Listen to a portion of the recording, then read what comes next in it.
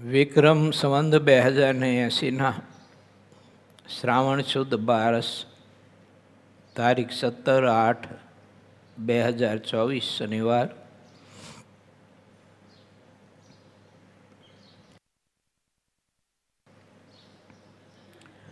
વાલા ભક્તો, આજે 12નો ક્ષય હોવાથી 12 અને 13 બંને તિથિ નિર્ણય પ્રમાણે ભેગી છે. ભગવાન સ્વામિનારાયણે એકાંતિક ધર્મમાં ખોટ આવે એવા જે પદાર્થ અને કુસંગ એને ઓળખી રાખવો અને એથી છેટી રહેવું, આવો અદ્ભુત સદવિચાર આપણી પાસે મૂક્યો છે. મહારાજ કે પોતાના એકાંતિક ધર્મમાં જે કાંઈ આડું આવતું હોય તો પોતે થોડુંક વિચારવું કે શું આડું આવે છે, એ પોતાને ખબર હોય તો એનાથી દૂર રહેવું, અને કોઈ કુસંગ આડા આવતો હોય તો એ કુસંગથી છેટું રહેવું, યા તો એને દૂર રાખવો. ઇન્દ્રિયો અંતકરણનો કુસંગ આપણને આડો આવતો હોય, અવરોધ કરતો હોય તો ઇન્દ્રિયો અંતકરણને દૂર રાખવા, યા તો આપણે એનાથી દૂર રહેવું. તો ઇન્દ્રિયો અંતકરણને દૂર કરવાનો મિનિંગ એમ છે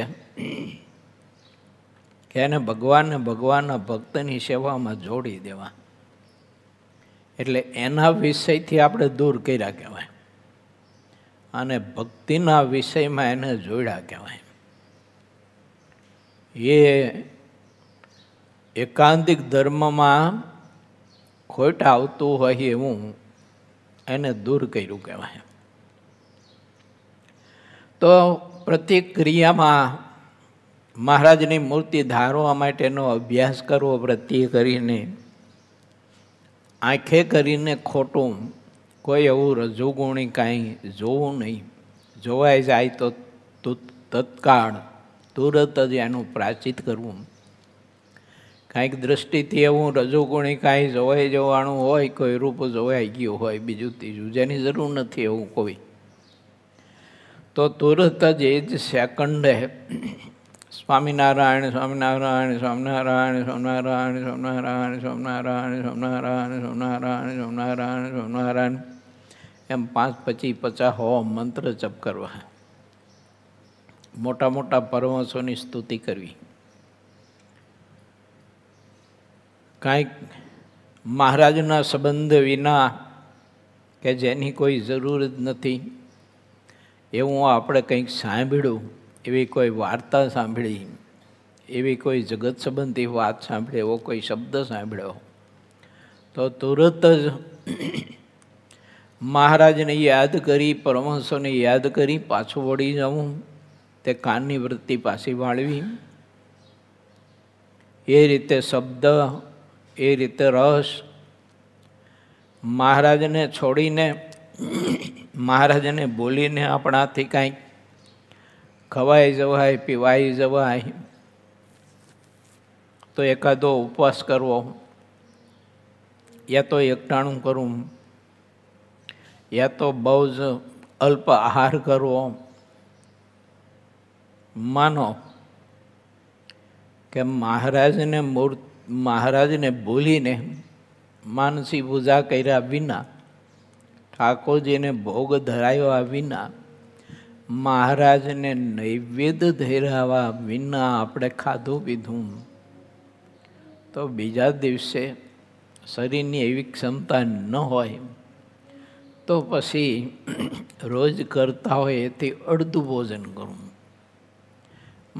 માનો કે એક રોટલો ખાતા હોય તો અડધો ખાવાનો, એક વાટકો શાક લેતા હોય તો અડધો વાટકો શાક લેવાનો, છાશ દહીં કે બીજું ત્રીજું બધું છોડી દેવાનું, શરીરને ટકાવવા પૂરતું થોડુંક ભાડું આપી દેવાનું. આનું નામ એકાંતિક ધર્મમાં ખોટ આવે એવા જે પદાર્થ એને દૂર કર્યા કહેવાય. માટે ભગવાનના ભક્તને આ વિવેક શીખવો. મહારાજે આને વિવેક કીધો છે. પ્રથમ પ્રકરણનું 16મું વચનામૃત. બીજું વિવેકમાં એ બતાવ્યું કે પોતાના દોષ દેખાય અને ભગવાનના ભક્તના ગુણ ગ્રહણ કરે. કોઈ પોતાના હિત માટે શિક્ષા વચન કહે તો એમાં સવડું લે, પણ એમાં અવળું ન લે. વાતના કરનારાનો દોષ ન પડે, યા તો વાતના કરનારાની પ્રત્યે આંટી ન બાંધે. આને મહારાજે વિવેક કીધો છે. અને જો પોતાના એકાંતિક ધર્મમાં ખોટ આવે એવી જે બાબતો હોય અને એનો ત્યાગ ના કરી શકે તો એ અવિવેકી છે, આંધળો છે, અજ્ઞાની છે, મૂર્ખ છે, મૂઢ છે, નીચ છે, ગેલામાં ગેલો છે, અજ્ઞાનીમાં અજ્ઞાની છે. તો આવું બધું અજ્ઞાન આપણામાં થોડું ઘણું ખાણે ખૂંચકે રહેતું હોય અને દિવસ દરમિયાન ભગવાનને બોલીને આપણાથી આવી કોઈ પણ ક્રિયાઓ થતી હોય તો ભગવાનના ભક્તને થોડુંક સાવધાન થવું, આ બધો વિવેક શીખવો. કેમ કે ભગવાનનો ભક્ત છે, આપણે દાસ છીએ. તો દાસનું તો લક્ષણ પ્રથમના 14માં બતાવ્યું કે પોતાના પ્રિયતમને ભોગવાના યોગ્ય જે પદાર્થ હોય એને ભોગવાની સિદ્ધની છે. એટલે કે ઠાકોરજીને મૂકીને માણસ કેવી રીતે, શા માટે તે ભક્ત વિષયો ગ્રહણ કરે? જરૂર પૂરતા હોય તોય પણ, આવશ્યકતા પૂરતા હોય તો પણ ઠાકોરજીને જમાડ્યા વિના, ઠાકોરજીને ધર્યા વિના, પ્રભુને અર્પણ કર્યા વિના તે કોઈ પણ પદાર્થ આપણે ગ્રહણ કરવું ના જોઈએ. એમાં બધો વિવેક આવો શીખવો જોઈએ કે જે પદાર્થ ઠાકોરજીને આપણે અર્પણ કરી શકતા હોઈએ અને ધરાવી શકતા હોય ને જેમાં કોઈ શાસ્ત્રીય કે ધર્મનો કોઈ બાદ ન આવતો હોય એવું કોઈ પણ ચીજ વસ્તુ પદાર્થ એ બધો વિવેક આપણે રાખવો જોઈએ. તો એકાંતિક ધર્મમાં એને ખોટ ન આવે અને એકાંતિક ધર્મમાંથી ચલિત થવું અને એકાંતિક ધર્મમાંથી જ પડી જવું એ ભગવાનના ભક્તને મહા મોટું મૃત્યુ કીધું છે. એના જેવું કોઈ મરણ નથી. એમ દેહ પડી જાય એમ મરણ નથી. એકાંતિક ધર્મને અનુસરેલો જે ભક્ત હોય એના માટે તો એકાંતિક ધર્મમાંથી પડી જવાય, એમાં ચલિત થવાય અને એમાં કંઈ ખામી રહે કે આવે તો એનું મોટું એના માટે મૃત્યુ છે. એમ શ્રીજી મહારાજે વચનામૃત ગ્રંથમાં આપણને સહુ કોઈને આવા સદવિચારો આપ્યા છે. બીજું કે આ સદવિચારો અક્ષરધામના અધિપતિએ અતિ પ્રેમથી, હેતથી, મમત્વથી આપણને એના માનીને પ્રભુએ આપ્યા છે કે તમે બધા મારા આશ્રિત છો, મારા દેશવાસીઓ છો તમે, એટલે હું તમને હેતે કરીને આ સદવિચાર આપું છું કે આવો વિવેક શીખજો અને આ વિવેક તમને બધી જગ્યાએ કામ આવશે. કેવળ એકાંતિક ધર્મને અનુસરવા પૂરતો નથી, ભગવાનની મૂર્તિનું ધ્યાન ભજન કરવા પૂરતો નથી, પણ તમારા પરિવારમાંય પણ તમને આ વિચાર બહુ જ ઉપયોગી આવશે. કેમ? માતા પિતાએ, કોઈ વડીલે, કોઈ દાદા દાદીએ આપણા સ્વભાવ જોઈને આપણે રોકટોક કર્યા હોય, જેનાથી આપણું અતિશય ભૂંડું થતું હોય, એટલે અહિત થતું હોય અને એનો નિષેધ કર્યો હોય એવું આપણે લાવી ના દીધું હોય, લાવ્યા હોય તો આપણને એનો ઉપયોગ કરવા ના દેતા હોય, તો પછી માતા પિતા કે દાદા દાદી કે જે કંઈ વડીલ હોય તો એનો અવગુણ ન લેવો. મા બાપનો અવગુણ લે તો પંચ મહાપાપ કરતાં મોટું પાપ છે. પોતાના હિતેશનો અવગુણ લે તો પંચ મહાપાપ કરતાંય પણ મોટું પાપ છે, એમ શાસ્ત્રનો મત છે. એટલે ગૃહસ્થાશ્રમમાંય પણ આ વિચાર બહુ જ ઉપયોગી આવે એવો છે. અને એનાથી તો આ પરિવાર જે હોય તે કેટલો બધો આદર્શ બને, કેવો સંસ્કારી બને કે ઘરમાં એકાદબીજાની મર્યાદા કોઈ તોડે નહીં. આજે આપણે જોઈએ છીએ ને તો કળિયુગનું સામ્રાજ્ય અને કળિયુગે બધું હાથમાં લઈ લીધું છે.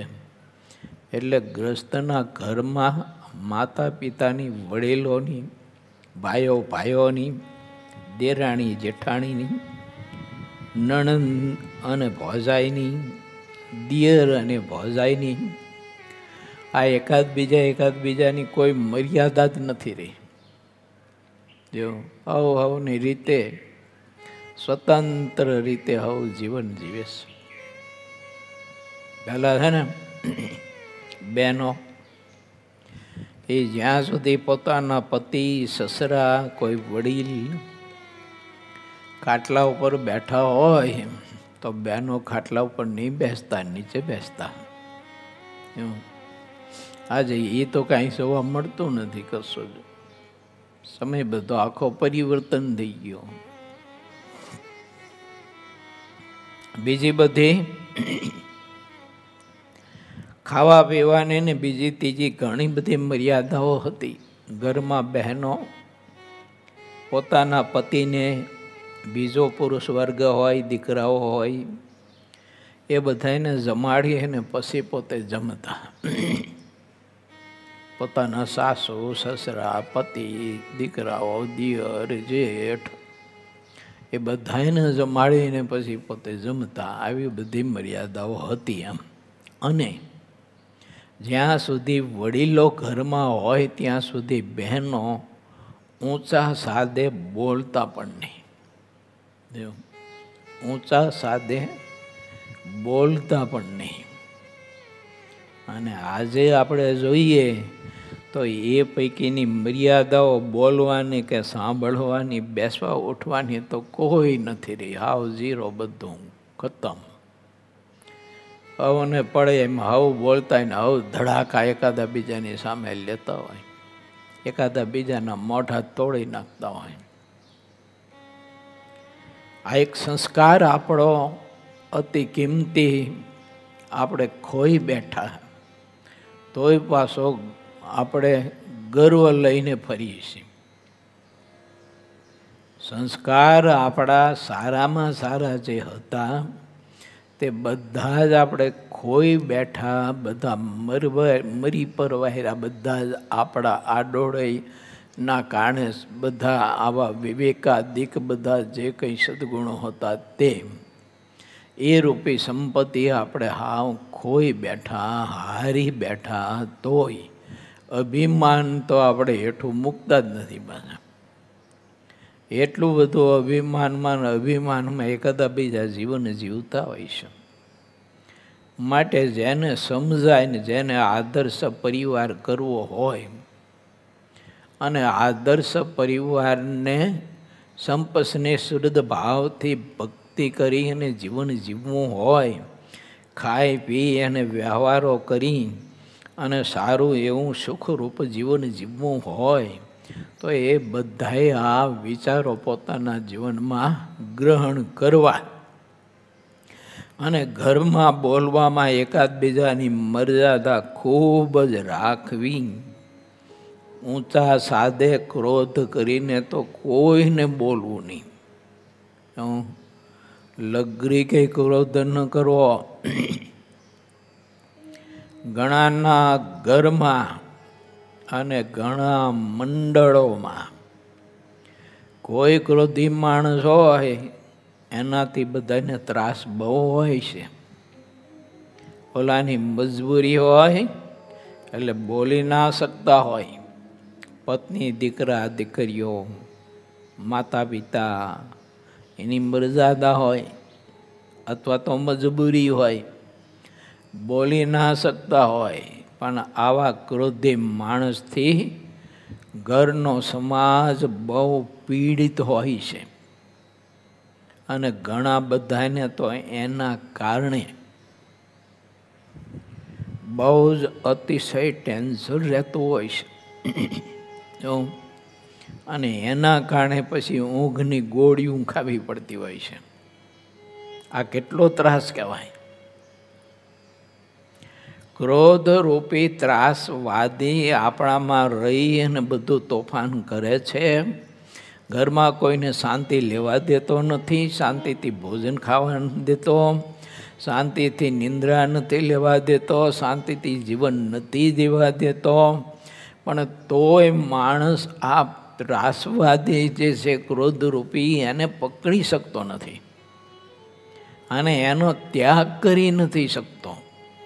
અને તમે જોઈજો, બહુધા ક્રોધી માણસ હોય ને એ શંકાશીલ બહુ હોય, બહુ શંકાશીલ હોય. ક્રોધી માણસ એને પોતાને શાંતિ ન હોય. આ એ 2-3 ટીકડીઓ ખાતો હોય તો ઊંઘ આવે તો આવે, જ્ઞાન જ ન ચડે. કારણ કે ક્રોધ અંદર એટલો બધો અંદર ઉછાળા મારતો હોય તે ઓલી ઘેરની ગોળીઓ ખાઈ એને તો એ ક્રોધનો અગ્નિ છે ને એ બધું એને ખાઈ જાય, બાળી નાખે, ઊંઘ આવે. માટે આપણે શીખીએ, બીજા કોઈ શીખે કે ના શીખે, પણ આપણે એવું શીખીએ કે બહુ ધીર ગંભીર શાંત પ્રકૃતિ રાખવી. કોઈ આપણું માને તો ભલે, ના માને તો ભલે, આપણું કયું કરે તો ભલે, ના કરે તો ભલે. કોઈ કંઈ થોડું ઘણું નુકસાન થયું હોય વ્યવહારમાં, બીજા ત્રીજામાં કંઈક ડોરાણું હોય, ફોરાણું હોય, ફાટ્યું હોય, તૂટ્યું હોય, આપણી ઈચ્છા પ્રમાણે રસોઈ ના બની હોય, આપણી ઈચ્છા પ્રમાણે સમયસર રસોઈ ના બની હોય, આવી કોઈ પણ બાબત હોય, માણસે ધીરજતા રાખવી, ક્રોધ ન કરવો. એ 2-5 મિનિટ જમવામાં મોડું થાય તો કંઈ દેહ ન પડી જાય. પણ ઘણા બધાને તો આમ સંકલ્પ થયો નથી, થારી પીરસાવી જોઈએ, આમ ચાંપ પાડો લાઈટ થવી પડે એમ. તો એલા થારી તારી ડીશ પીરસતા પીરસતા 2-4-5 મિનિટ તો થાય કે ન થાય? એવું. અથવા રસોઈ બનાવવાની હોય તો બહેનોને, પત્નીને કે દીકરી હોય કે માં હોય, એને એવી ભાવના હોય મારા પતિને, મારા દીકરાને ગરમા ગરમ ફુલકા જમાડવા છે. તે દાળ શાક બિચારે બનાવીને રાખ્યા હોય, ફુલકાનો લોટ બાંધીને રાખ્યો હોય. આ ભાઈ સાહેબ આવે એટલે પછી ગરમા ગરમ ફુલકા બનાવી, રોટલી કે ભાખરી કે રોટલો ગરમા ગરમ બનાવી અને જમાડો. તો ઓલો આવીને બેઠો હોય ને પછી ફુલકા ચાલુ કરે, રોટલો કે રોટલી જે કંઈ કરવાનું હોય તે. તો એ 2-5 મિનિટ 10 મિનિટની વાર સમય તો લાગે જ ને. ત્યારે ચાલુ કરે તે લોઢી તપતા તપતા 1-2 મિનિટ થાય. પછી રોટલી વણવાની હોય, રોટલો હોય તો મહડીને ટીપવાનો હોય. હવે એ રોટલો ટીપવાને બદલે આ પત્નીને ટીપવા માંડી પડે. થોડીક વાર થઈ તો થોડુંક જ મોડું થયું હોય તો લગરી કર. અમુકના સ્વભાવ તો તમે જોવો ને એટલા બધા સ્ટ્રોંગ સ્વભાવ હોય છે, એનાથી આખો પરિવાર બિચારો બહુ દુઃખી થતો હોય, ગુંગળાતો હોય છે, બહુ પીડિત હોય છે. બોલી ના શકતો હોય એટલે સાહેબને ખબર ન હોય અને એને એમ થતું હોય ઘરમાં હું છું બધાનો બોસ, એટલે જે રીતે મારે સંકલ્પ થાય એમ જ બધું થવું જોઈએ. આ બધા જ એકાંતિક ધર્મમાં ખોટ આવે એવા પદાર્થો છે. ભક્તિના માર્ગમાં વિઘ્નરૂપ છે એ તો છે જ, ભક્તિના માર્ગમાં એકાંતિક ધર્મમાં, પણ પરિવારમાં શાંતિથી જીવન જીવવામાં એ બહુ વિઘ્નરૂપ છે. માટે જેને જેને ક્રોધનો સ્વભાવ હોય મહેરબાની કરી અને શાંત સ્વભાવ કેળવજો, ક્રોધ ટાળજો. મહારાજે લોયાના પહેલામાં તો એવું લખ્યું છે, ક્રોધી માણસ કે ક્રોધી એવી કોઈ પણ દિવ્ય શક્તિ, મહારાજ કે અમને દીઠું ન ગમે. તો આપણા ઠાકોરજીને ન ગમતું હોય પછી આપણે ત્યાગ કરવો જોઈએ. આને કહેવાય વિવેકી પુરુષ. પોતાનામાં રહેલો દોષ જાણે કે આ મારો દોષ મને પણ પીડા આપી રહ્યો છે, સારા એ પરિવારને, સારા એ સમાજને, આખા મંડળને પીડા આપી રહ્યો છે. પછી ત્યાગીનું મંડળ હોય, ગ્રસ્તનું ઘર કે ગ્રસ્તનો પરિવાર હોય, બધા માટે છે. ક્રોધ ભયંકર નુકસાનકારક સ્વભાવ છે. એનાથી સુકૃતો બળી જાય કરેલા, એ પાછી મોટી નુકસાની. આપણે માળા ભજન કરતા, કથા કીર્તન કરતા સાંભળતા હોય, પણ દિવસ દરમિયાન એક બે વખત એવી રીતે ક્રોધ કરીને ધડબડાટી બોલાવી નાખે, આવો ખોટે ખોટી વાતમાં કાંઈ ન હોય તોય, તો એનું કરેલું સુકૃત તો બધું ક્રોધમાં બધું બળી જાય છે, ક્રોધ અગ્નિમાં. પુરાણોમાં કથા આવે દુર્વાસા ઋષિની, કોઈને આડોઅવળો જોઈને આમ તો કંઈ નહીં હિત માટે, પણ તોય ક્રોધ કરી અને શ્રાપ દેતા, તે 5-10 હજાર વર્ષનું એનું જે તપનું ફળ હોય બધું જીરો થઈ જતું. વરી પાછા બદ્રિકાશ્રમમાં જઈ અને 5-10 હજાર વર્ષો સુધી વરી પછી આરાધના કરે પરમાત્માની. આવા બધા જે મહાપુરુષો હતા બહુ સમર્થ હતા. એને ક્રોધ મૂકવો તો મૂકી શકે એમ હતા. રાખ્યો તો શા માટે? બીજાની શિક્ષા માટે રાખ્યો હતો. બીજાની શિક્ષા માટે રાખ્યો તો, ધર્મનો કોઈ લોપ ન કરે એના માટે રાખ્યો હતો. તો એનું સત્કર્મ બધું છે ને બળી જતું. માટે આપણે વિચારવું, જેને ભગવાનની ભક્તિ કરવી હોય અને સત્કર્મનું બેલેન્સ ભેળવું કરવું હોય તો એને મહેરબાની કરીને ક્રોધ ન કરવો. જે થાય તે દુનિયામાં એ જે સમયે જે છે ને એ સમયે થવાનું છે. તમે ગમે તેટલા ઊંચા નીચા થાવ ટાંગા પસાડો તો એ જે નુકસાની થવાની છે એ થવાની છે. જો એ શાક કે ડાયર કે બીજું કે ત્રીજું એ બળવાનું હોય, ચોંટવાનું હોય તો એ ચોંટે જ પછી તમારે. આપણે ગમે તેટલી બળતરા કરીએ તો એ સમયે એ વસ્તુ એમ થવાની જ છે.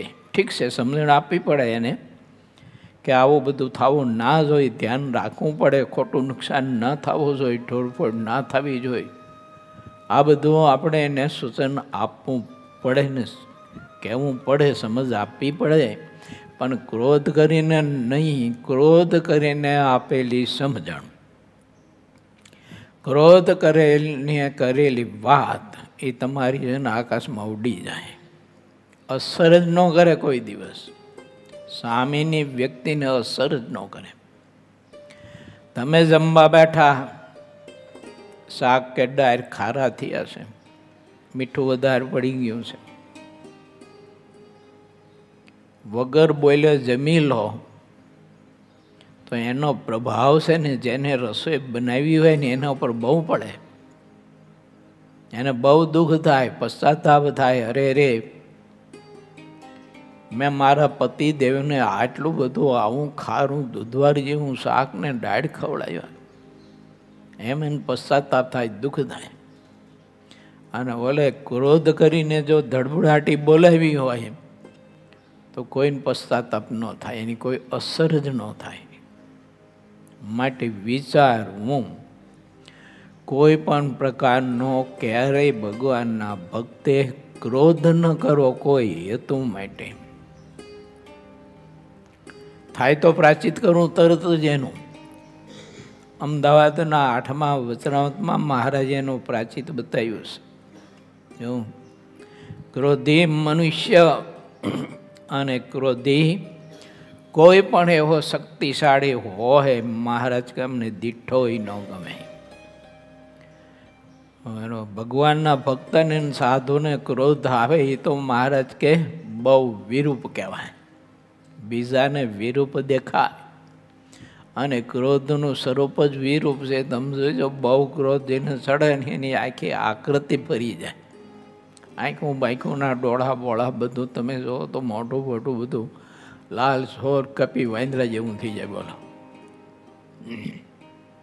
કારણ કે ક્રોધનું નામ જ વિરૂપ છે. માણસને વિરૂપ જ નાખે. અને શું પરિણામ લાવી એ નક્કી નહીં. પાછું ક્રોધ જો જગતમાં બહુ એવા પ્રસંગો બને છે. ક્રોધમાં કોઈને માણસને છે ને માથામાં દારિયું મારે, ધોકો મારે, કાંઈક જે હાથમાં હથિયાર આવ્યું છે મારે. ઓલો બિચારો એક ધોકે મરી જાય. પાછળથી કેસ ને કબાળા જેલમાં જવાનું, કાંઈક દંડ બધું ભોગવવું પડે. આખી જિંદગી બધું ભોગવવું પડે અને સોસાવવું પડે. આવું ભયંકર પરિણામ ક્રોધ લાવે છે. માટે ભગવાનના ભક્તને જેમ આપણે શરબત પીએ છે ને એમ ક્રોધ પી જાઓ, પણ ઓકવો નહીં.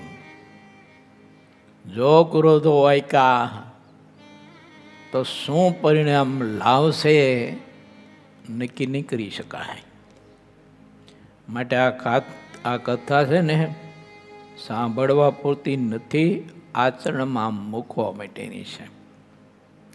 જે ભાઈઓને, પરમહંસોને, પાળાઓને, સાધકોને, યુવાનોને, વડીલોને, માતા પિતાને, સાસુ સસરાને, પત્નીને, પુત્ર વધુને, દીકરીઓને, કોઈને આવા ક્રોધી સ્વભાવ હોય તો એ સ્વભાવ ટાળજો. સુખી થવું હોય અને મહારાજને રાજી કરવા હોય અને સૌનો રાજીપો કેળવવો હોય તો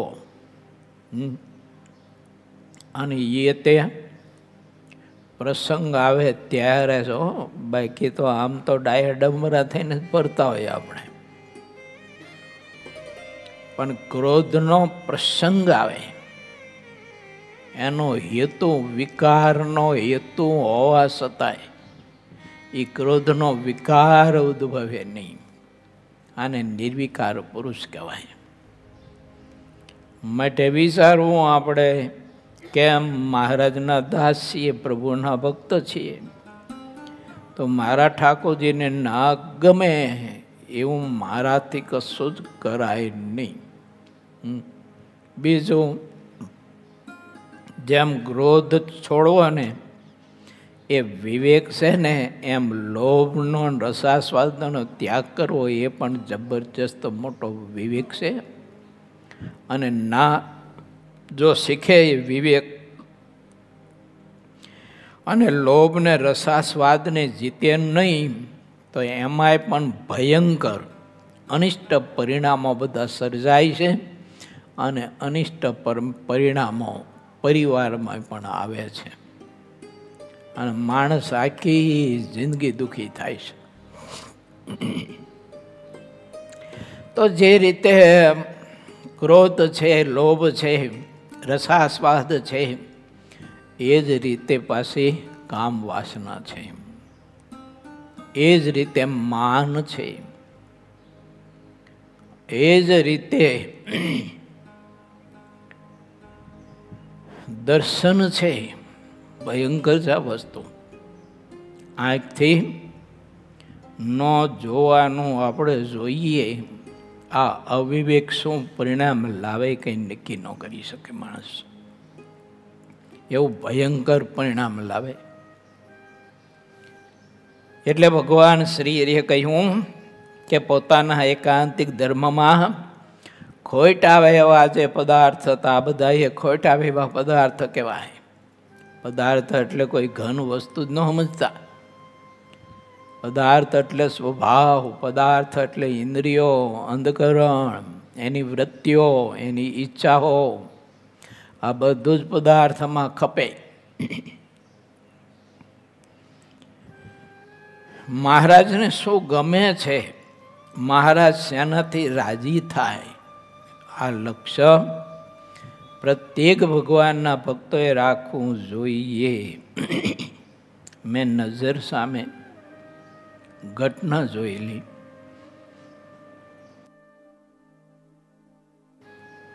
એક ખેતી કરનારો 21 વર્ષનો આદમી જવાન, એના ખેતરમાં કોઈ ગાય ચરતી ચરતી ગરી ગઈ છે. આવી વર્ષા ઋતુ હતી એટલે જુવાર વાવેલી, છાતી છાતી સમાણી સરસ મજાની જુવાર થઈ હતી, નીંગલવાની તૈયારી હતી. અને ગાય કોઈની હશે તે ચરતી ચરતી ખેતરમાં ગઈ. ઘણી વાર 15-20 મિનિટ કદાચ ખેતરમાં એ ગાયે તે જુવાર ખાધી હશે કે આ કર્યું હશે. એ તો પશુ છે બિચારું, એને ક્યાં ખબર હતી કે આ કોનું ખેતર છે, શું છે. અને પછી આ આવ્યો, એટલો બધો જોઈને કાળઝાળ થઈ ગયો. આમ સીધી જાગ ભભૂકે ને એમ જ, એમ દારૂનો ઢગલો પીડ્યો હોય ને એમાં તમે અગ્નિ લગાડો ને એકદમ ભડ દઈને ભડકો થાય. અને દિવાળી ઉપર ઓલા ફટાકડા બધા જે ફોડતા હોય એને કેમ જરાક અગ્નિનો તણખો ઉડાડે ને ઓલો ભડ દઈને ફૂટે, એમ ક્રોધ ભભૂકી ઉઠ્યો.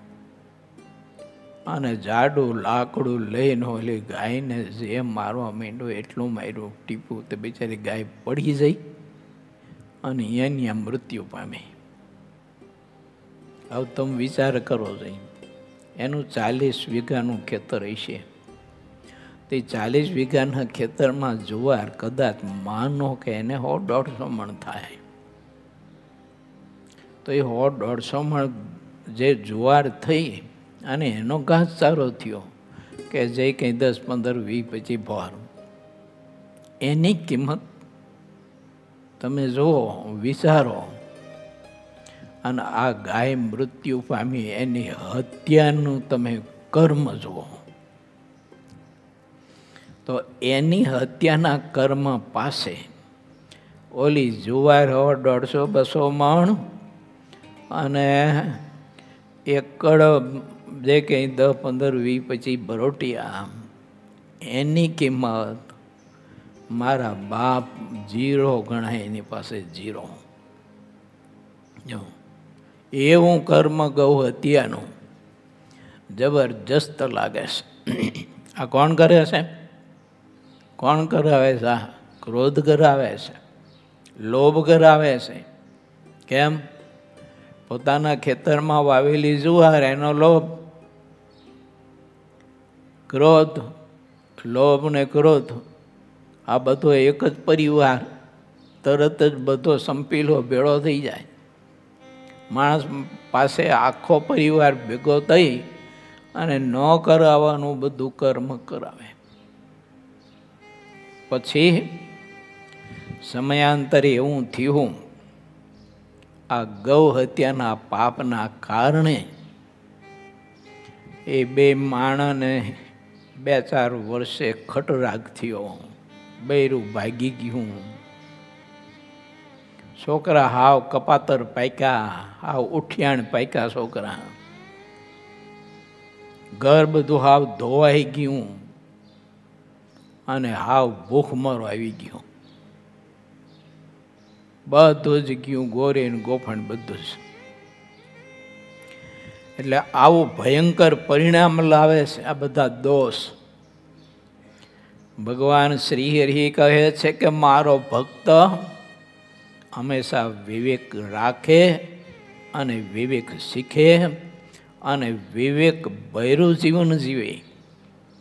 વિવેક મત ચૂકો કોઈ પણ ડગલે, એક પણ આપણે પગ ઉપાડીને હેઠે ધરતી ઉપર મૂકીને તો એમાંય પણ વિવેક ચૂકવો નહીં કે હું કઈ ધરતીમાં પગ મૂકી રહ્યો છું, કયા સ્થાનમાં પગ મૂકી રહ્યો છું, કયા સ્થાનમાં હું જઈ રહ્યો છું એમ માણસે વિવેક ખાસ વિચારવો જોઈએ.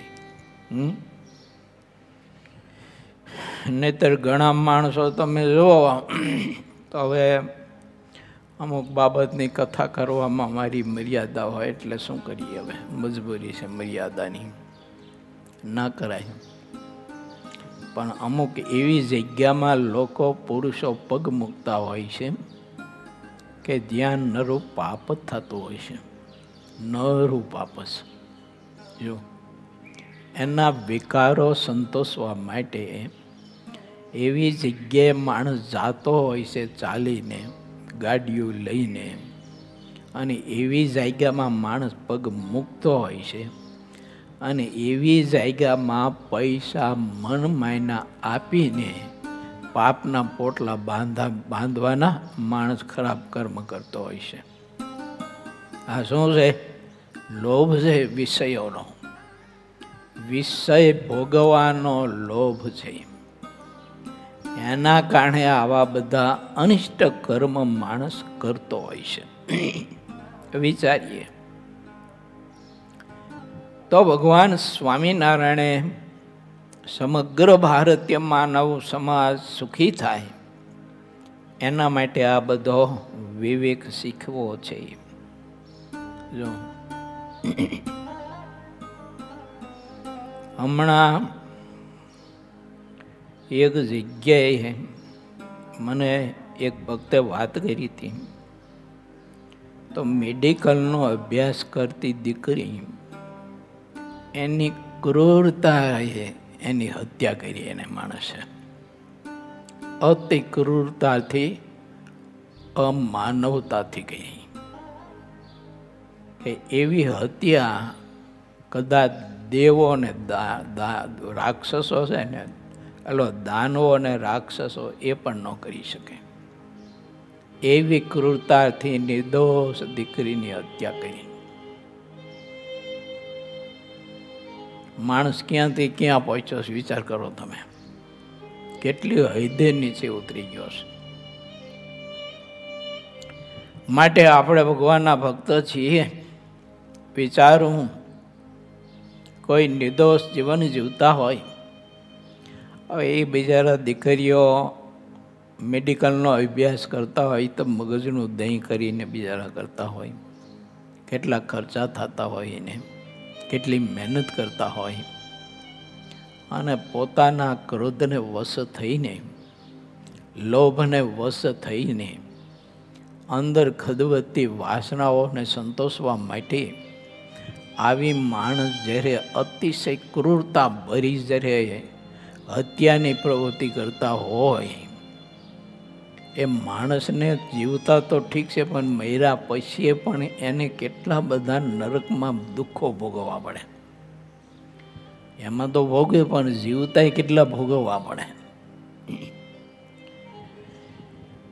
એટલે ભગવાન સ્વામિનારાયણ એમ કહે છે કે મારા ભારતવાસીઓ, દરેક પરિવારો, દરેક માતા પિતાઓ, દરેક પરિવારના ફરજદારો સમજો અને સ્વભાવ ઉપર પ્રભુત્વ પ્રાપ્ત કરશો. વશ ન થતા સ્વભાવને. આવા સદવિચારો મહારાજે આપ્યા.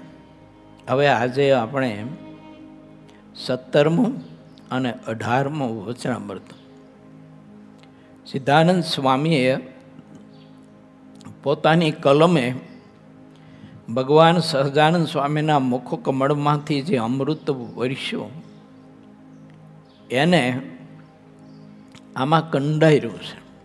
શ્રી હરિચરિત્રામૃત સાગર રૂપે આ એક સુવર્ણનો કુંભ, અને એ કુંભમાં મહારાજના મુખ કમળમાંથી જે અમૃત વહેંચ્યું એ અમૃત બધું ભર્યું છે, અને એ અમૃત મનીને તમને આ મહાપુરુષ આપી રહ્યા છે. એમાં આપણે પ્રવેશ કરીએ. પૂરે 21મો તરંગ 13મો. ગઢડા પ્રથમ પ્રકરણનું 17મું અને 18મું ચાલુ વચનામૃત સત્સંગમાં રહેલા કુસંગને કાઢવાનું. માક્ષર વધી પાંચમને દિવસ શ્રી હરિવર દાદા ખાચરના દરબારમાં આથમણા બાર ઓરડામાં પલંગ ઉપર વિરાજમાન હતા અને રામાનુજ ભાષ્ય સહિત ગીતાને વંચાવતા હતા. શ્વેત ખેસ પહેર્યો હતો, શ્વેત ચાદર ઓઢી હતી અને મસ્તક ઉપર શ્વેત પાગ બાંધી હતી. તે સમયે પીળા પુષ્પનો હાર પહેર્યો હતો અને પીળા પુષ્પના તોરા પાઘમાં લટકતા હતા. ત્યારે બહુ નામી શ્રી સહજાનંદ સ્વામી અત્યંત પ્રસન્નતાથી વિરાજમાન હતા. તે સમયે મુક્તાનંદ સ્વામી, ગોપાળાનંદ સ્વામી, બ્રહ્માનંદ સ્વામી તથા નિત્યાનંદ સ્વામી એ આદિક સાધુઓને બોલાવ્યા અને તેની સભા થઈ. ત્યારે શ્રીહરિ તે સૌ પ્રત્યે બોલ્યા કે હે સંતો, સાંભળો, આજ એક અમારે તમારા હિતની વાત કરવી છે. સમગ્ર સમાજના એટલે જેને સત્સંગ ધારણ કર્યો છે ને એ બધા સમાજ માટે એક હિતની પવિત્ર વાત કરવી છે. કઈ વાત કરે છે મહારાજ? તો પ્રભુ કહે છે કે સંતો, આપણા આ સત્સંગમાં થોડો કુસંગનો ભાગ રહ્યો જાય છે, તે આજ કાઢવો છે અને તેટલા માટે જ તમને અહીં અમારી પાસે અમે બોલાવ્યા છે. બીજું કોઈ પ્રયોજન નથી, પણ સત્સંગમાં કુસંગ છે એ કાઢવો છે. તો સત્સંગમાં કુસંગ તો છે જ. આવો કોઈ જગ્યાએ, પરંતુ આપણામાં એવો કુસંગ છે કે નથી તે પણ આપણે વિચારવું. અને આપણામાં જો એવો કુસંગ હોય તો ભગવાન શ્રીહરિ બતાવે છે તે માર્ગે ચાલી અને તે કુસંગનો આપણે ત્યાગ કરવો જોઈએ. તો પ્રભુ કહે છે કે આજે અમે જેવી વાત કરવાના છીએ તેનું તેવું પ્રકરણ સત્સંગમાં ચલાવવું છે. હવે તે વાત કહીએ છીએ કેમ જે કહ્યા સિવાય દેખાતું નથી કહેતા, કહ્યા સિવાય પોતાના સ્વભાવ કે દોષ કોઈને પકડાતા નથી. સર્વે પરમહંસ તથા સાંખ્ય યોગી, કર્મયોગી, સત્સંગી તે સર્વમાં જે રીતે પ્રવર્તે તે રીતે આ પ્રકરણ ચલાવવું છે. સત્સંગમાં જે કુસંગ રહ્યો છે તેમે આજે બતાવીએ છીએ. હિંમત વિનાની જે વાત કરે છે તે આ સત્સંગમાં કુસંગ છે મોટામાં મોટો. હિંમત વિનાની વાત કરે છે તે. પછી હિંમત વિનાની વાત પ્રત્યેક પ્રકરણમાં ગણી લેવી આપણે. જો ધ્યાનમાં, પૂજામાં, સત્સંગમાં, વર્તમાનમાં, ધર્મનિયમમાં, ત્યાગમાં, વૈરાગ્યમાં, સેવા પરિચર્યામાં, દાસત્વપણામાં, નિર્માનીપણામાં, નિરઅહંકારીપણામાં, આ વગેરે વગેરે વિષયોમાં મારે તમારે સમજી લેવું. કોઈ આપણને સત્સંગમાં આવવા માટેની વાત કરે અને આપણે પછી એમ કહીએ કે ભાઈ કાંઈ મારે તો આ સમય છે ને કંઈ થાય એવું નથી. આને હિંમત વગરની વાત કહેવાય. હવે એને માણસને કોઈ આવે બોલાવા, કોઈક વ્યવહારિક કામે, તો માણસ તરત સજાગ થઈ જાય. તો સમય ક્યાંથી આવ્યો? સત્સંગ કરવા માટે કહ્યું કે ચાલો સત્સંગ થાય છે, આત્મીય સભા છે, શિબિર છે, સંતો ગામડે આવ્યા, સત્સંગ થાય છે, ચાલો સત્સંગમાં. તો કે મારો સમય નથી. વ્યવહારિક કામ માટે કોઈ આવે તો પછી જવાય છે, તો આવ્યો ક્યાંથી સમય હતો નહીં. એના માટે સમય કેવો હોય છે? પગવાર હોય છે, કેવો હોય છે? આ બાજુ આવતો નથી, આ બાજુ સમય ગમે ત્યારે મળી જાય છે. આપણા મહાપુરુષો કહે છે, તકની રાહ જોઈશો નહીં, જે સમય આપ્યો છે એના જેવી કોઈ તક નથી કિંમતી. ભગવાન જ્યારે આપણે યોગ આપે ને તક આપે, એના જેવો શ્રેષ્ઠ કોઈ પણ માણસના સુખ માટે એવી કોઈ તક નથી. શ્રેષ્ઠમાં શ્રેષ્ઠ આ તક છે. એટલે પરમહંસોએ ગાયું છે, આરે ચોગડિયું અમૃત લાભનું, વારે વારે નહીં મળનારું સત્સંગ કીજીએ, એવું લખ્યું છે. આને કહેવાય કુસંગ. આપણા કલ્યાણ માટેની, આપણા મોક્ષ માટેની, આપણા હિત માટેની, આપણા વિકાસ માટેની, આપણા સુખાકારી માટેની વાત આપણને ન સ્વીકારાતી હોય, આનું નામ મોટામાં મોટો કુસંગ કહેવાય. જે વિવેક વિનાના હરિભક્તો છે તે એવી વાત કરે છે કે ભગવાનના જે વચન છે તેની યથાર્થ કોણ પાડી શકે છે? વર્તમાન ધર્મ તેને યથાર્થ કોણ પાડી શકે છે? માટે જેટલું પડે તેટલું સત્સંગમાં પાડવું. ભગવાન તો અધમ ઉદાહરણ, પતિત પાવન છે, અશરણના શરણ છે, દીનબંધુ કહેવાય છે. તેઓ જરૂર કંઈ આપણું કલ્યાણ કરશે, એમાં રતિભાર પણ સંશય નથી. આ સિવાય તેઓ બીજી જે વાત કરે છે તે પણ હવે કહું છું.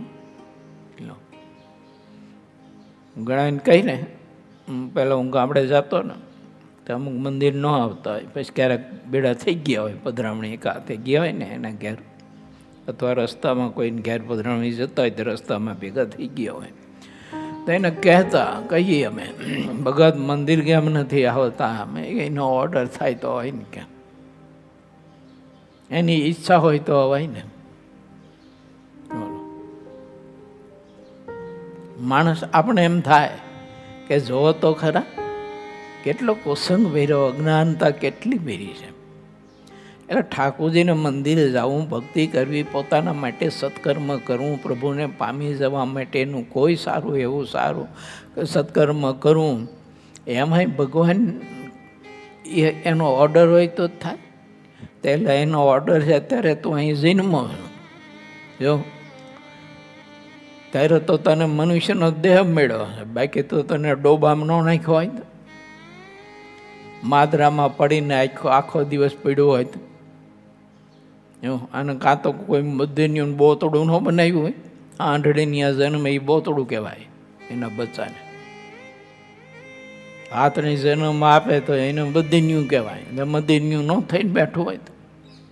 ઠાકોરજી તને મનુષ્યનો જન્મ આપ્યો એ પરમાત્માની કૃપા છે. એટલે ઘણા બધા લોકોની બુદ્ધિ છે ને આવી સાપિત હોય છે. કે ભગવાનની ઈચ્છા હોય તો થાય ને, કે માળા ભજન કરવાનું કંઈ કે આપણે ધર્મ નિયમ પાળવાનું, નિયમ લેવાનું કહીએ કે આ ચાતુર્માસ છે ને કંઈક નિયમ લઈજો, એકાદું લો, તો કે ભગવાનની ઈચ્છા હોય તો થાય, કે આપણાથી શું થાય? ત્યારે ઘીરે રોટલા ખાવા બેહો ત્યારે પછી હાથ જોડીને બેસી રહેવું, કેવું પછી ભગવાનની ઈચ્છા હોય તો જમાય ને. જો ઘરના થાળી પીરસી દે પછી કહેવું કે ભગવાનની ઈચ્છા હોય તો જમાય ને. જો સારા હોય તો વાંધો નહીં, પણ ઘરના જો માતા ભાઈ તે એક ધોકો ઠપકારે બૈડામાં, તારી જાતના આમાંય ભગવાનની ઈચ્છા. સાનું માનો આહોળવા માંડ, ખાવા માંડ.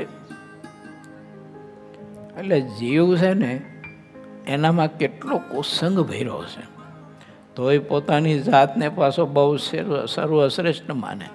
મારા જેવો કોઈ મહાન નહીં, એ વાત સાચી એના જેવો કોઈ મહાન નહીં. એ વાત ખોટી નથી, પણ મૂર્ખ એના જેવો કોઈ મહાન મૂર્ખ નહીં. આમ વિચારું, આપણે ભગવાનના ભક્ત છીએ, આવું નથી ને આપણામાં. ભગવાનના સ્વરૂપને હૃદયમાં ધારવું તે અનુપમ વાત છે, પણ તે ક્યારેય આપણું ધાર્યું ધરાતું નથી. તે તો ભગવાન જેના ઉપર દયા કરે ત્યારે તેનાથી તે સ્વરૂપ તરત ધાર્યામાં આવે છે. આવી જેટલી વાત છે તે બધી પુરુષતાન વિનાની કહેવાય છે. આવી હિંમત વિનાની વાત છે તે જ સત્સંગમાં કોસંગ રહ્યો છે. હિંમત વિનાની વાત કરીને બીજાને ધર્મ તથા જ્ઞાનથી પાછો પાડી દે છે. તેમજ વૈરાગ અને ભક્તિ આદિક જે ભગવાનને પ્રસન્ન કરવાના સાધન તેમાંથી મોડા પાડી દે છે. આવી રીતની વાતે કરીને સત્સંગમાં રહેલા કોસંગને ઓળખવો માટે હવે આ જ દિવસથી આરંભીને કોઈએ ક્યારેય પણ હિંમત વિનાની વાત ભૂલથી પણ કરવી નહીં.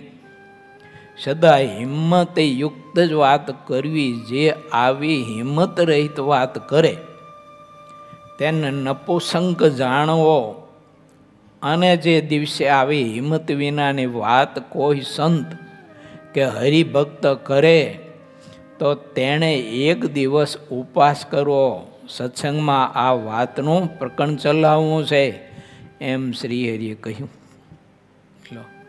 આપણાથી આવી હિંમત વગરની વાત થઈ જાય તો પ્રાયચિત રૂપે એક ઉપવાસ કરવો. એમ થતું જ હવે અત્યારે કળિયુગ છે કે આ કળિયુગમાં આવા કે આટલા બધા તો ધર્મની પડા થાય છે. ઠીક છે, થોડું ઘણું પાડીએ, બાકી બધું હાલે. હવે આને હિંમત વિનાની વાત કહેવાય. હવે વચરામૃત ગઢડા પ્રથમનો 18મો વિષય ખંડનની તથા સંઘશુદ્ધિની વાત છે. માક્ષર વધી 6ને દિવસ રાત્રિ પાછલી પહોર બાકી રહી ત્યારે વહેલી સવારે લગભગ 3 વાગે બહુ નામી શ્રી સહજાનંદ સ્વામી દાદા કાચરના દરબારમાં આથમણા બારોડાની ઓસરીની આગળ ચોકમાં પલંગ ઉપર આવીને બેઠા હતા. અંગ ઉપર શ્વેત વસ્ત્ર ધારણ કર્યા હતા. પછી તેમણે પરમહંસો અને સત્સંગીઓને પોતાની પાસે બોલાવ્યા. કારણ કે રાતે 3 વાગે બધા હોતા જ હોય ને ત્યારે બધાને જગાડી બોલાવ્યા. ત્યારે સૌ મનના અત્યંત ઉલ્લાસથી પાછા તત્કાળ પાછા આવ્યા ત્યાં. પછી શ્રી હરિ ઘણી વાર સુધી તો પોતે વાતને મનમાં વિચારી રહ્યા અને પછી બોલ્યા કે અમે એક વાત કરીએ છીએ તેને સૌ સાવધાન થઈને સાંભળો. મારા મનમાં એવો વિચાર થાય છે કે પાત્ર વિના વાત કરવી નહીં, પણ તમે અમારા થયા છો એટલા માટે હવે અમે તે વાત કહીએ છીએ, માટે આદરથી સૌ સાંભળજો. કેમ છે? આદર વગર શું સાંભળ્યું? તે તો ન સાંભળ્યા જેવું છે. અમારી આ વાતને સમજીને જ્યારે તે પ્રમાણે જે કોઈ વર્તે છે ત્યારે તે નિશ્ચય મુક્ત થાય છે એવી વાત હવે અમે તમને કહીએ છીએ. કેટલો બધો આદર આપણને સંસ્કારી બનાવવા માટે, આપણા જેવા આત્માના કલ્યાણ કરવા માટે રાત્રિના 3 વાગે બોલો. એટલે 3 વાગે તો આપણો બાપ જગાડીને સારો વિચાર ન આપે આપણને. એટલે ઉઠે બોપા, મને વિચાર એક આવ્યો તારી પાસે કહેવા છે. એ 3 વાગે ઉઠીને આપણે સારો વિચાર આપે. ઉઠતો જ હોય 10-11 વાગે આવે બાપો, એ હું આપણે વિચાર આપે. ગામડા પેલા ખાટલા મૂતા ફરિયામાં એવું મોડા ઉઠે તો ક્યારે ઉઠે? ઓલા કાગડા આવીને ચાંચ્યું મારે કાક કાક કરી એવું ત્યારે ઓલો ઉઠતો. હવે એ શું વિચાર હારો આપે આપણને?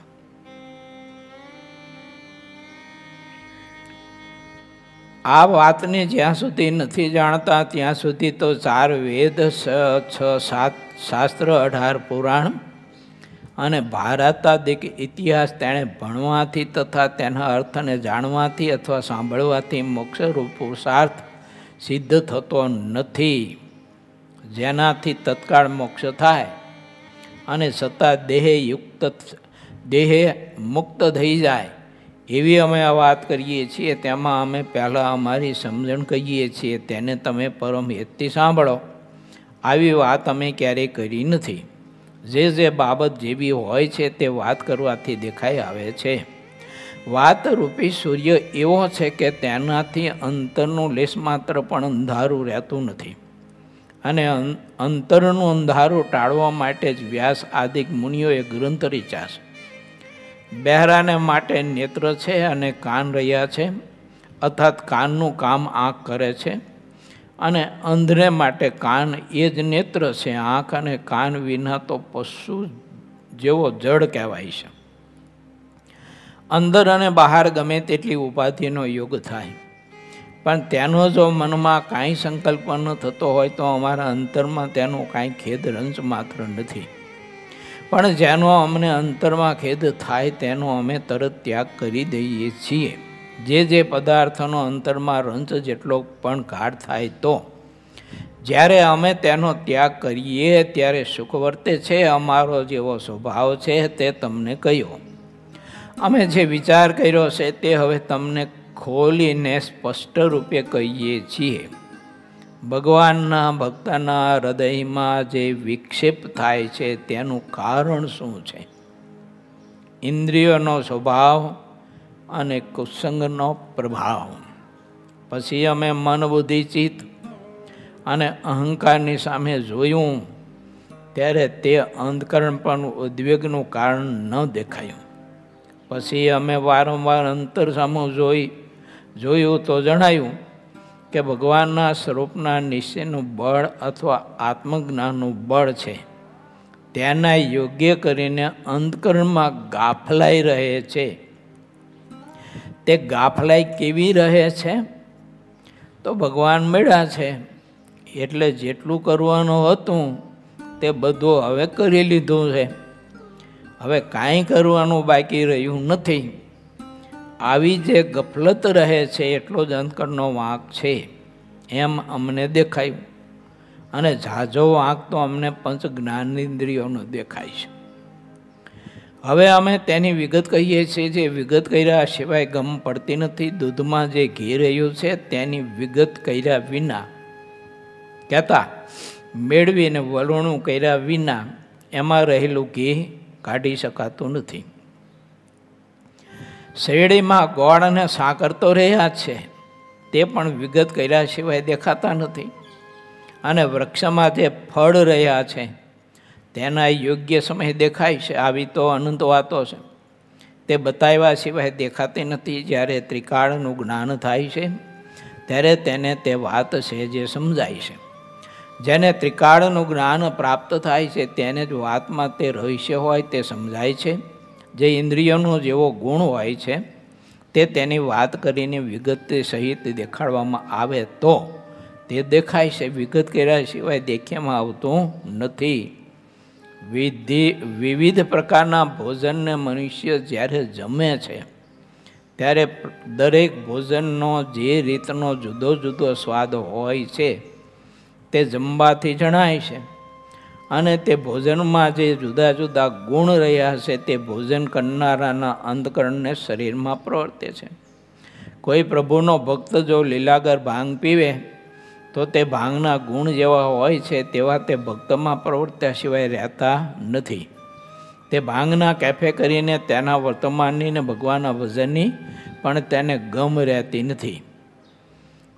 તે રીતે જ અનંત પ્રકારના ભોજનના જે વિવિધ પ્રકારના ગુણો છે તે લીલાગર ભાંગના જેવા અનંત પ્રકારના છે.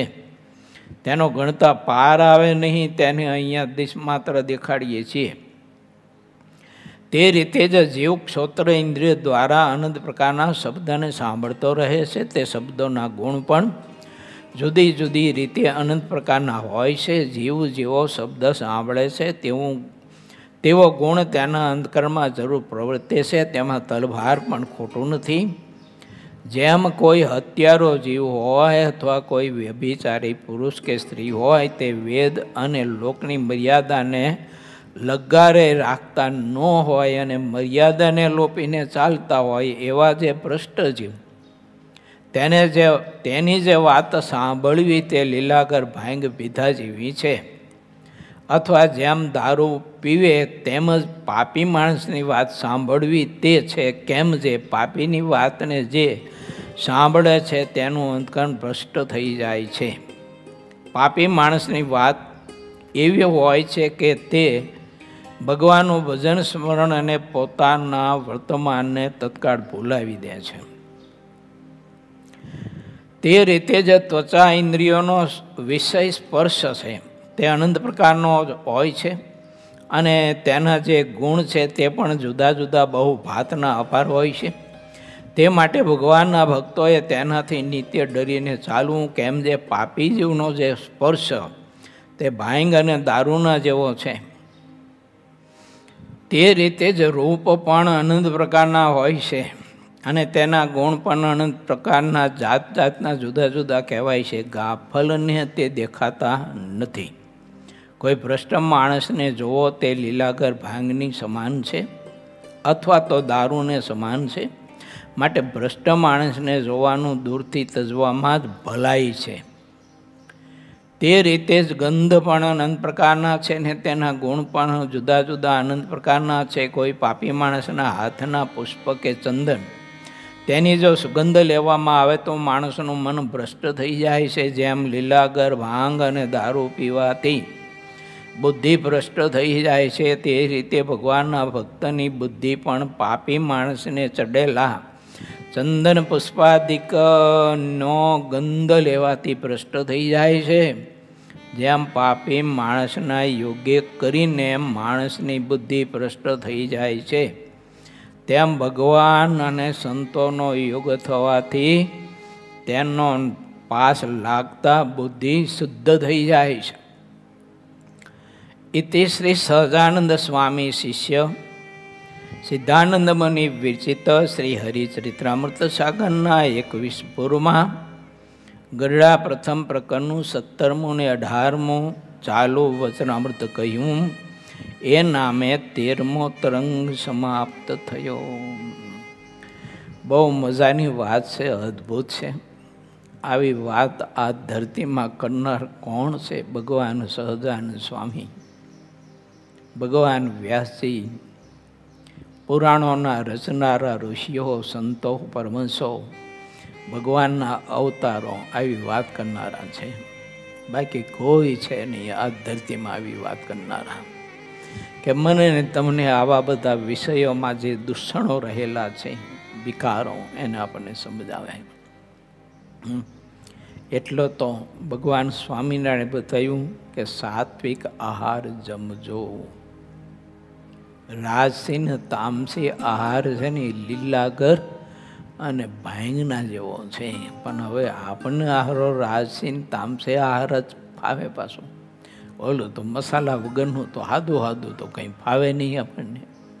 જો હવે મસાલા સરસ બધાના ઘટ બનાવે, ઓલા ટમેટાને મિક્સરમાં નાખી રહો કરીને હારી પેટ ઉકારે, ખૂબ ઉકારે એટલે એસિડ થઈ જાય. એનો શું થાય? એસિડ થઈ જાય. એની મીઠાશ તેમાં આવે છે. હારી પેટ ઉકારે, ગઈ પછી એસિડ થઈ ગયું. એ એસિડ બધા રસોઈમાં પછી વાપરે. શાક હોય, ડાયર હોય, બટાકાવાળા, બીજું ત્રીજું જે હોય તે. પછી અમુક પ્રકારના કલરો, પછી અમુક પ્રકારના એસન્સો, આ બધું છે ને એ લીલાગર ને ભાંગ જેવું છે.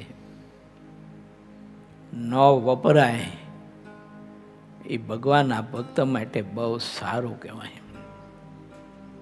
નિષેધ નથી હું કરતો,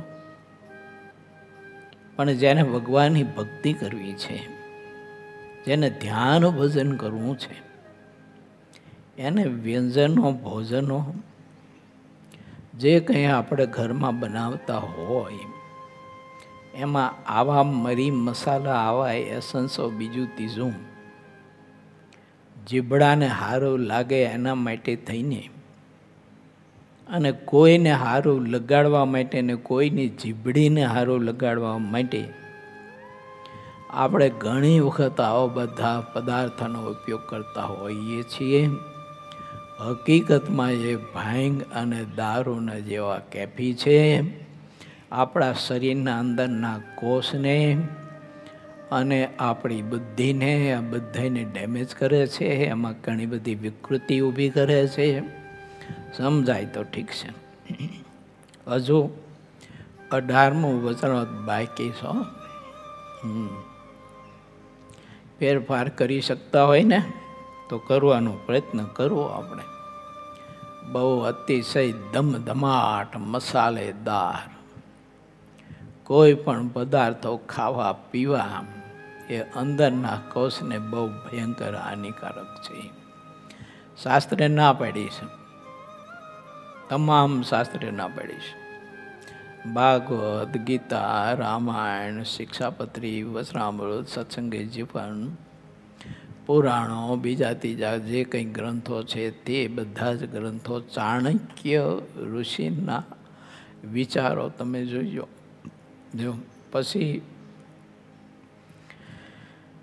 વૈદો હોય ને, વૈદો એ વૈદોના જે ગ્રંથો હોય ને એ ગ્રંથોમાં ભોજન કરવા માટેની, બનાવવા માટેની રીત બતાવીશ માણસને કે ભોજન કેવી રીતે કરવું, કેવી રીતે બનાવવું, એમાં કેટલા કેટલા પદાર્થોનો ઉપયોગ કરવો ના કરવો, આ બધું જ બતાવ્યું. સમજો કે આપણો ભારતીય આહાર છે ને એ બધું ઔષધ જ છે, પણ ઔષધ એની માત્રામાં લેવાય તો ઔષધ, નહીં તો પોઈઝન થઈ જાય. એની માત્રામાં લેવાય તો, અને એની માત્રામાં તે એવી આવશ્યકતા શરીરને હોય ત્યારે જ પાછી. જો બિન આવશ્યકતામાં આપણા રોજિંદા દિવસોમાં એ ઔષધોનો ઉપયોગ કરવો એ પણ હાનિકારક છે. માટે વિચારવું ભગવાનના ભક્તને. આવું બધું ઘણું હોય છે. આવતીકાલે આ વિચારો વધારે વાગોળવા પ્રયત્ન કરશું.